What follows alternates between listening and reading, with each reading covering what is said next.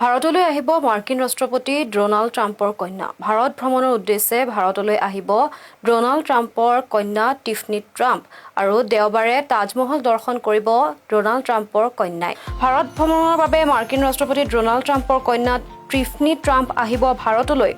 দেওবাৰে তাজমহল দৰ্শন কৰিব ট্ৰাম্পৰ কন্যাই। আমি জনাই আছো এটা খবৰ।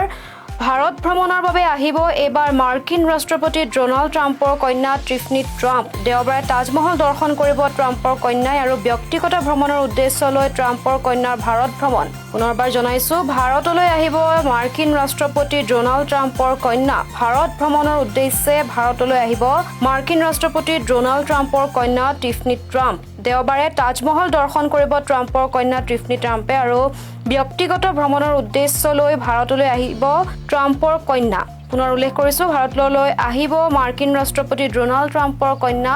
ভাৰত ভ্ৰমণৰ উদ্দেশ্য আগত লৈ ভাৰতলৈ আহিব মাৰ্কিন ৰাষ্ট্ৰপতি ডোনাল্ড ট্ৰাম্পৰ কন্যা টিফনি ট্ৰাম্প। দেওবাৰে তাজমহল দৰ্শন কৰিব ট্ৰাম্পৰ কন্যা টিফনি ট্ৰাম্পে আৰু ব্যক্তিগত ভ্ৰমণৰ উদ্দেশ্য লৈ ট্ৰাম্পৰ কন্যাৰ ভাৰত ভ্ৰমণ।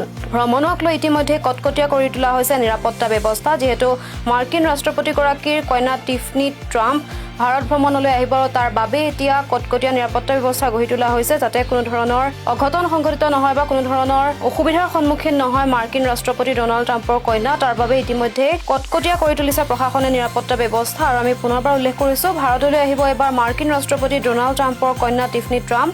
দেওবাৰে তাজমহল দৰ্শন কৰিব ট্ৰাম্পৰ কন্যা টিফনি ট্ৰাম্পে। ব্যক্তিগত ভ্ৰমণৰ উদ্দেশ্য লৈ ট্ৰাম্পৰ কন্যাৰ ভাৰত ভ্ৰমণ। ভ্ৰমণক লৈ ইতিমধ্যে কটকটীয়া কৰি তোলা হৈছে নিৰাপত্তা ব্যৱস্থা।